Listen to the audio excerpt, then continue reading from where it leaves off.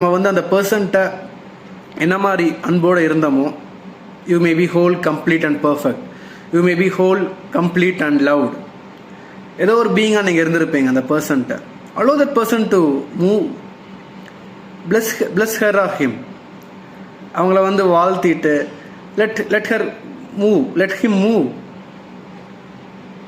அந்த மாதிரி ஒரு வேலை நம்ம போயிடணும். You value your love. இத்தனை வருஷமா, இத்தனை மாசமா, இல்லை how many days you have been in love, that was true love. You must value your own love, your emotions, and we have to consider that also.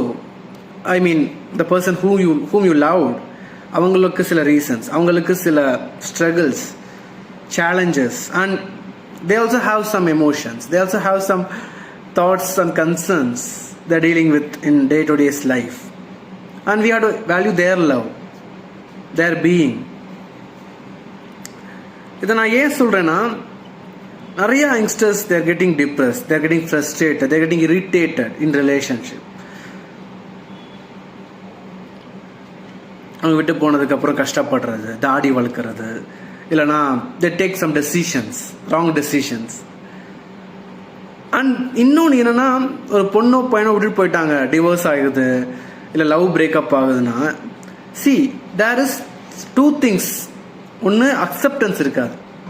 Yeah, she is left, is gone. Maybe இறந்து போயிருக்கலாம், இல்லை உங்களை விட்டு போயிருந்துருக்கலாம், இல்லை வேற பையனையோ பொண்ணையோ கல்யாணம் பண்ணிட்டு போயிருந்துருக்கலாம். ஏன் நமக்கு வந்து அவ்வளோ அட்டாச்மெண்ட் அதில்? when you are being committed for marriage, when you being committed for relationship, அங்கே என்ன வரணும்? அக்னாலேஜ்மெண்ட் வரணும், அக்செப்டன்ஸ் வரணும். இத்தனை நாள் நான் உண்மையாக இருந்தேன், இத்தனை நாள் நான் வந்து ட்ரூவாக இருந்தேன் லவ்வில் வந்துட்டு. I was being whole complete and perfect in my love, and you can be with that and allow the person to move.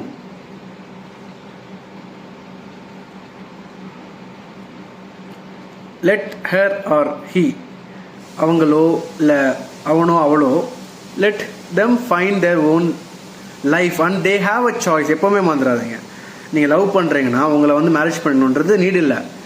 they can choose their life partner. அதே மாதிரி if they are applying for divorce, it's also their choice. உங்களோட வாழணும், இருக்கணும் அப்படின்றது need இல்லை, required கிடையாது. They can choose then another partner also. They can move with. நான் எதுக்கு சொல்கிறேன்னா, இப்போலாம் இப்படிலாம் பேசுகிறப்ப யூ மே திங்க், சார் அப்போ வந்து